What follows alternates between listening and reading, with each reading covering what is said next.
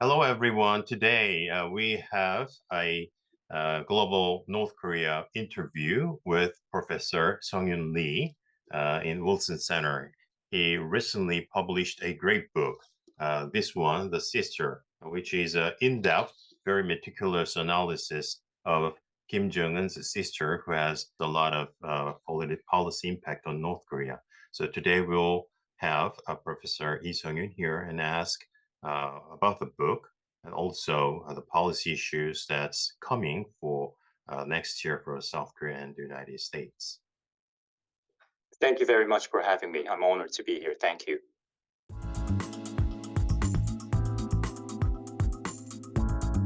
I'd like to start off with a broader question about your excellent book. Who did you have in mind as a primary readership while writing this book? Were there any specific themes or messages that you aim to convey, especially concerning the international community's North Korea policies? Well, thank you very much. Initially, I had in mind North Korea watchers, that is, people who take interest in North Korea, people in the US government, perhaps, or NGOs, and so on. But by and by, I entertained this fanciful notion that perhaps even the people not really well informed about North Korea might come to take some interest because the emergence of a powerful, preeminent woman, a princess like figure in the North Korean government, is an anomaly. When Kim Yo Jong made her splashy debut by visiting South Korea for the Winter Olympics in 2018, much of the South Korean nation seemed to fall in love with her, although she didn't really do all that much. She never spoke to the press or to the public. She just showed up and smiled. So this kind of photogenic, pretty mysterious, young, powerful woman from North Korea innately is an interesting subject. So I harbored this fanciful notion that a female villain, sister to the North Korean dictator, in itself might be an interesting subject. In writing the book, I had a lot of help along the way. I had several excellent graduate students who scoured through every reference to Kim Yo Jong and Kim Jong Un in Chinese on the mainland and in Taiwan. And fortunately, I read Korean, so I looked up every single North Korean reference to Kim Yo Jong that I could find. And with slight exaggeration, I probably watched hundreds of hours of North Korean video footage, which were very helpful because even during official events like the summit meeting between Kim Jong Un and South Korean President Moon Jae-in at Panmunjom on April 27th, 2018, and Kim's meetings with Donald Trump later on, the two siblings, the brother and sister, often look at each other for a split second. They steal glimpses of each other and smile as if to communicate something. I don't know what, but they look pleased. And the body language when the two are together um, suggests to me that there's genuine brotherly, sisterly affection and trust between the two. And to give you one more example that I mentioned in the book, at the Panmunjom summit, there was a banquet in the evening, and there were some additional new guests from the South Korean side, former officials and academics and so on. So the four principals, President and Mrs. Moon and Kim Jong Un and his wife, Lee Sol-ju, stood and received everyone, even those who had been in attendance throughout the day, like Kim Yo Jong shook hands with everyone. And when Kim Yo Jong was to shake her brother's hand, the two were trying to contain their giggle. You can see them smiling and trying not to laugh. And the sister does not look at her brother in the eye. At the end of the banquet, there was an outdoor musical concert. And everyone, including Kim Jong Un and President Moon, all other officials are already seated at the outdoor bench. And the last person to exit the building is Kim Yo Jong. And she's not in any great rush. She casually, rather slowly, walks over and takes her seat at the edge in the front row. And of course, in Korean culture, if you're late and you're not the top person in the gathering, you at least hurry up or you pretend to be in a rush. But no, She very casually walked over, and I don't think anyone else in North Korea is in a position to project that kind of attitude at such an important meeting. So I think that speaks to her unique position. When her brother speaks, all the other officials applaud, clap hands rapturously with exaggeration and scream as if they're at a football game. Oftentimes, Kim Yo Jong is just doing this. And you'll remember one of the formal charges made against their uncle, Chang Song-taek, back in 2013 was half-heartedly clapping. Sometimes Kim Yo-jong doesn't clap at all. Sometimes when her brother makes an entrance, as he did with his cute-looking daughter in February for the Army Day, Foundation Day, February 8th parade, and the preceding the parade, the banquet, everyone in the room, including Cho Young-won and all the top officials, are clapping like this. There's one person standing there, arms down, with a smile, wearing a white jacket. It's Kim Yo Jong. North Korea shows such photos to the outside world, and Kim Yo Jong is in charge of the powerful propaganda and agitation department. So I think she would have approved that kind of release herself. So she's an innately interesting figure to me, but I thought maybe the elevation of this female co-despotess since the onset of COVID, and she's issued about 40 written statements under her own name, is a subject that might have some broader appeal to the general public. With respect to any policy implications that I had in mind, one of my goals is to argue to the popular view out there that North Korea is merely reactive to what the bigger powers do or say.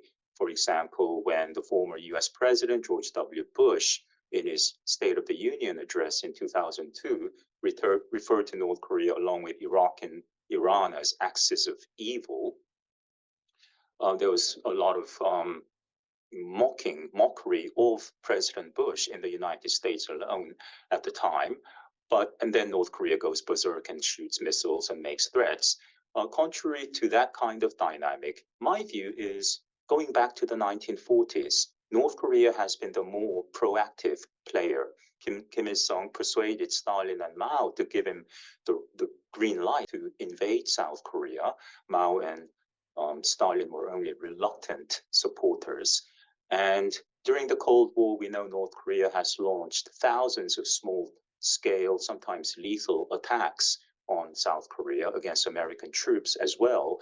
And over the course of the past 30 years, it's really North Korea that's called the shots. North Korea doesn't merely react to what others say or do, and North Korea knows when to revert to a post-provocation peace ploy, a charm offensive. And I believe the next charm offensive will be led by Kim Yo Jong. She will be the face of North Korea's next pleasant charm offensive. And this is what I try to underscore in my narrative. Watch out. Just because she's a photogenic, pretty, powerful young woman, it doesn't mean that she's telling the truth entirely. Let's remember that she is the number 2 official in this arguably uniquely cruel dictatorship. They have their own interests in mind, and we'll talk about pleasant things like reconciliation, rapprochement, unification, denuclearization, but the pervasive tendency to patronize a young, intelligent woman will work to North Korea's advantage, because whoever is Kim Yo Jong's interlocutor, the US president, or whoever it may be prone to thinking, perhaps it's my own innate intelligence and charisma and charm that's working magic here. Maybe she's malleable. I can teach her something. That kind of patronizing view of the other will only work in North Korea's favor. So let's take her very seriously. Limited knowledge coming from North Korea, from a academic point of view, developed a very good methodology to read behind the scene power relations. in North Korea. Also, you said we have to interpret very tactical, strategic behavior of Kim Yo Jong from a longer strategic background or context. I think that's very important for South Korea's and Americans' policy point of view.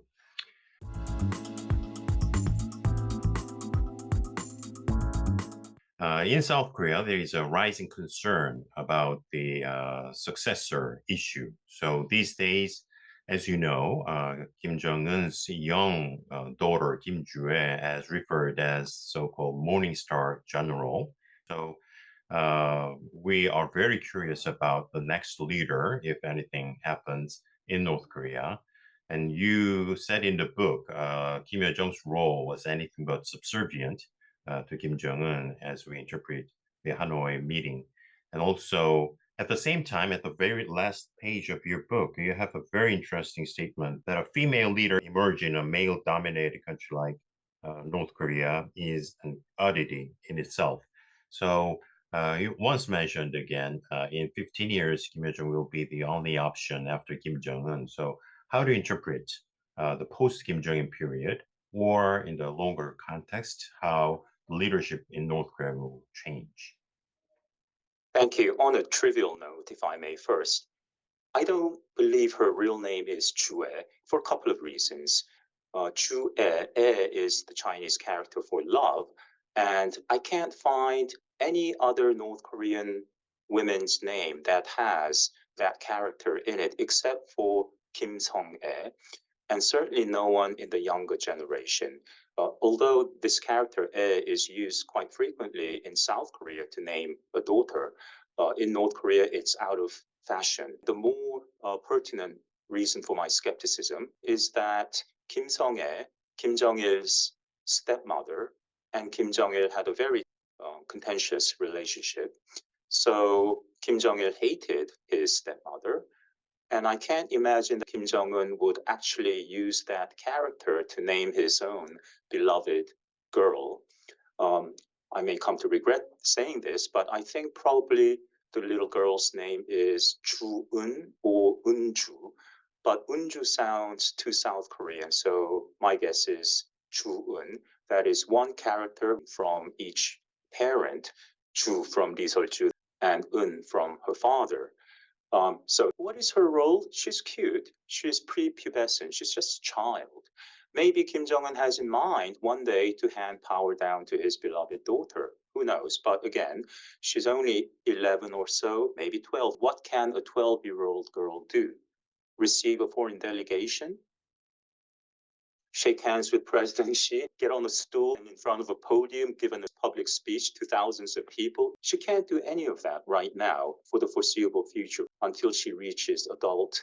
So for the next 15 years, the only viable candidate for the position of the supreme leader that is of the direct line descendants from Kim Il-sung, this Mount Paektu bloodline myth, is Kim Yo Jong. There is no other person being a direct descendant of the founder of the DPRK, other than Kim Yo Jong. So then what's going on? Is Lee Seol-ju, Kim Jong Un's wife, worried about this powerful position that her sister-in-law Kim Yo Jong occupies? As we know, in many cultures, the relationship between two sisters-in-law is fraught with tension. So there might be some dynamic there. At the same time, when you look at Kim Jong-il's many wives and consorts, they were powerful in themselves, but I don't see any evidence that they were able to rein in their sister-in-law. Kim Kyung-hee, of course, was very powerful within the hierarchy, but she was not as publicly influential like Kim Yo Jong. And I see Kim Yo Jong's mark all over the showcasing of Kim Jong Un's daughter, because it's in the regime's interest. By parading around this little girl, Kim Jong Un is playing a psychological game vis-a-vis the United States, I think, in this way. For example, Americans observing this might think, well, Kim Jong Un is a cruel dictator, but he obviously loves his daughter, his family. He's a family man, so he can't be crazy. He wouldn't start a nuclear war, would he? So maybe we'll have to one day accept North Korea as a nuclear state. I think that's one main objective in frequently parading around the cute daughter. Maybe another objective might be to send a message to Washington. Hello, Mr. Biden. Hello, Mr. Trump. 5, 6 years from now on, neither of you will be around, whereas I'm here to stay and hand down power in time to my daughter or to the next generation. Our nukes are here to stay. Good luck. So this wholesome, happy family image works in North Korea's favor in creating tension and long-term concern in the adversary, and also projecting a very softer image to the macabre, brutish, male-dominated image that is North Korea. And the reason that I say this is perhaps the work of Kim Yo Jong rather than Lee Sol-ju, although she would be happy with this too, is that I think Kim Yo Jong is very smart. According to various US officials, Kim Yo Jong studied hard when she was in Switzerland. She's intelligent. I see a sparkle, signs of intelligence in her eyes, in her gaze, as I did, unfortunately, with her father too. If she were smart, she would realize it's in her own interest to be the guardian, the teacher of her little niece. Her brother would be very pleased by it. It would allay any concerns that Lee Sol-ju might have vis-a-vis Kim Yo Jong. And her standing, which already is very powerful, and would only grow stronger for the next 10, 15 years. Kim Yo Jong is recognized by everyone as the faithful guardian, teacher of the little daughter.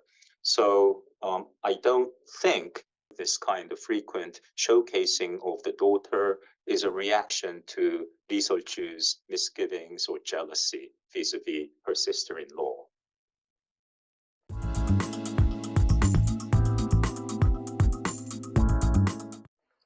About the gender issue, do you think the Paektu lineage will overrule the problem of female dictatorship in the future in North Korea? Even thinking about the emergence of the first ever female supreme leader in a male dominated culture like North Korea is jarring.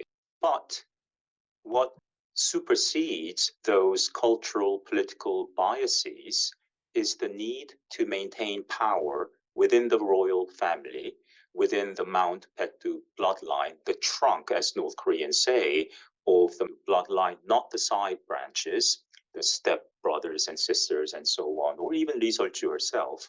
So within that narrow pool of candidates, Kim Yo Jong is the only viable candidate for the next 15 years until the daughter or another child that Kim Jong Un may have becomes an adult.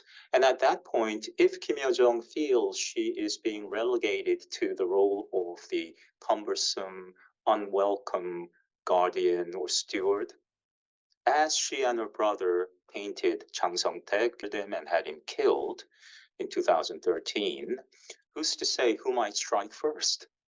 It's a bit silly to speculate 15 years into the future, but I don't think it is a done deal that either Kim Yo Jong or her niece will emerge to be the first female supreme leader. It remains to be seen, but the dynamics creates a lot of drama, interest, this aunt-niece relationship. And the fact that Kim Jong Un does surround himself with a handful of powerful women, that is also an anomaly. It's a recent development in the Kim Jong Un era, so it's certainly worthy of note. Yeah, I think that's very logical, very good conclusion that you can draw based on your very meticulous analysis of North Korea these days.